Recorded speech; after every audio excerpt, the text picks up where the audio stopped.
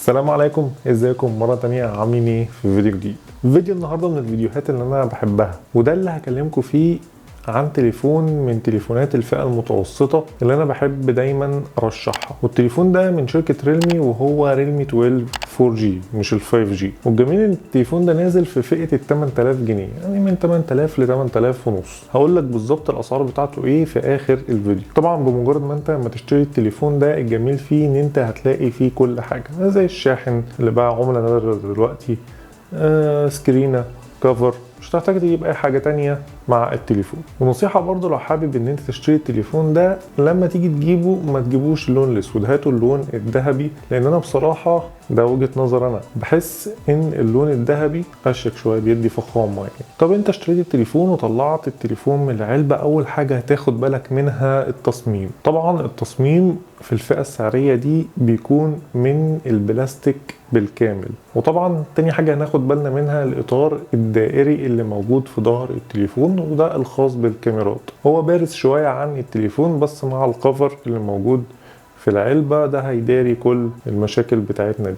بس اكتر حاجه بقى بتضايقني في الكفرات اللي بتيجي شفافه دي ان هي بتصفر بعد فتره. فبهات لك برضو كفر ايه علشان خاطر لو ده ما سدش معاك او صفر او حصل كده، كفر يظبط معاك الدنيا. التليفون ده بصراحه انا شايفه تصميمه ممتاز جدا، خصوصا الوزن بتاعه. وزنه 180 جرام، خفيف قوي، والسمك بتاعه 8 مللي، برضو رفيع، مسكته في الايد حلوه جدا، مفهوش اي مشاكل. بس الوحش فيه انه معهوش شهادة ان هو مقاوم للماء والغبار. ففي ظل الجو اللي احنا فيه دلوقتي، والشتاء اللي هجم مرة واحدة في شهر 11، سبحان الله يعني، الشتاء في شهر 11 حاجة غريبة جدا يعني. فمحتاج ان احنا نحافظ على التليفون ده كويس قوي علشان خاطر ما يخشش فيه مية من المطر. هنيجي بقى نقلب التليفون ده علشان نشوف الشاشة الجميلة اللي موجودة في التليفون ده. الشاشة اللي في التليفون ده من نوع سوبر اموليد، وبحجم 6.4 انش، وبجودة الفول اتش دي بلس، وبتدعم تردد 90 هرتز. شاشة ممتازة في الفئة السعرية دي، ونادرا ما نلاقي شاشة سوبر اموليد في الفئة السعرية دي.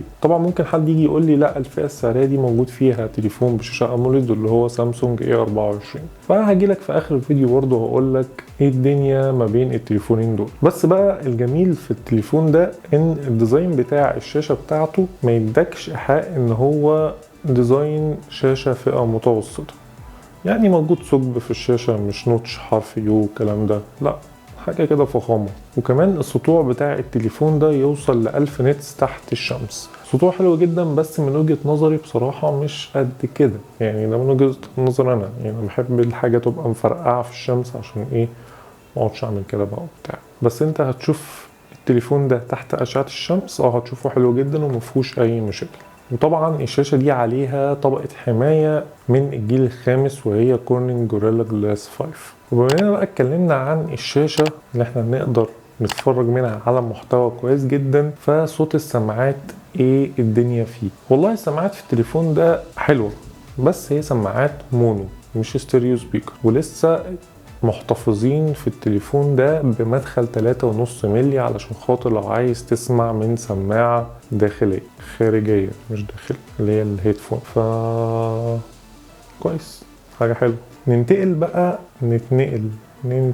نروح بقى للأداء. التليفون ده جاي بمعالج من ميديا تك، وهو هيليو جي 99. ده نفس المعالج برضو اللي موجود في تليفون سامسونج A24، هاجي لكم في اخر الفيديو، مع ذاكره داخليه وهي UFS 2.2.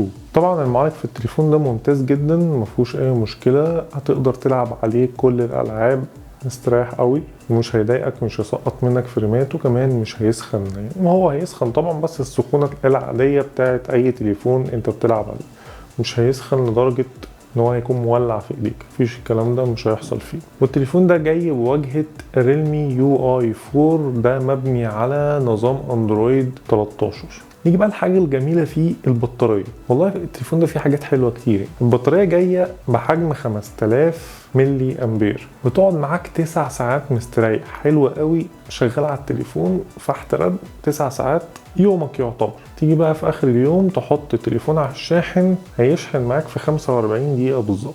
لان هو جاي بشاحن بقوة 67 واط، فحاجة ممتازة جدا بصراحة. ندخل بقى على الكاميرات. التليفون ده جاي بكاميرتين في الخلف وكاميرا سيلفي. الكاميرتين اللي في الخلف اول كاميرا معانا 108 ميجا بكسل دي بفتحة عدسة 1.8، والكاميرا التانية 2 ميجا بكسل دي علشان خاطر تصور لك بورتريه او العزل. وبالنسبة للكاميرا السيلفي فهي 16 ميجا بكسل فتحة عدسة 2.5 دي علشان خاطر طبعا تصور لك سيلفي، يعني مش محتاجة. اداء الكاميرات في التليفون ده حلو جدا، بس مش هناخد زي ما بيقولوا كاميرا 108 ميجا بكسل هتديك 108 ميجا بكسل والكلام ده، لا يعني معقولة، يعني هتديك صورة مرضية حلوة جدا مفيش فيها اي مشكلة مقارنة بالتليفونات التانية اللي في الفئة السعرية دي. لا الكاميرا دي ممتازة جدا بصراحة. تصوير الفيديو في التليفون ده برضو حلو جدا ومفهوش اي مشكلة، بيصور لحد 1080 بس مفهوش مثبت بصري، دي حاجة التانية لو انت حبيت تصور فيديو بالكاميرا السيلفي بصراحة هتطلع تعبانة جدا زيها زي الكاميرات اللي في الفئة بتاعتها. وبالنسبة للصور برضو في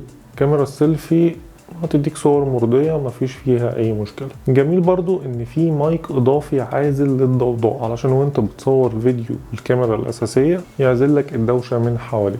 نيجي بقى للحاجات التانية. التليفون ده بيدعم جميع المستشعرات ما عدا مستشعر الجيروسكوب، بيدعمه سوفت وير، فده هتلاقيه مأثر معاك شويه لو انت بتصور فيديو في الاهتزازات والكلام ده. وكمان التليفون ده بيدعم ال NFC، ولازم تتاكد ان هو بيدعم ال NFC وانت بتشتري التليفون ده، لان هو نازل منه برضو نسخ مش NFC، فلازم تتاكد ان النسخه اللي انت هتجيبها فيها NFC. هتيجي تقول لي بقى اشتريه ولا اشتري السامسونج A24؟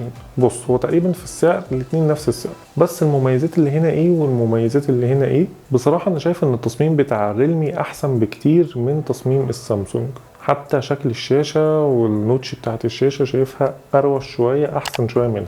تمام، دي حاجة التانية السامسونج يغلب في سطوع الشاشة، يعني سطوع الشاشة بتاع السامسونج أعلى من سطوع الشاشة بتاع التليفون ده تحت أشعة الشمس، والاتنين برضو هتشوف فيهم كويس جدا تحت أشعة الشمس مفيش فيهم أي مشكلة، فأنا مش شايفها برضو نقطة قوية أوي أو عيب قوي أوي في التليفون ده. الأداء يعتبر واحد مفهوش فيه أي مشاكل. في التليفون ده البطارية 5000 ملي أمبير، ومعاك شاحن في العلبة 67 واط.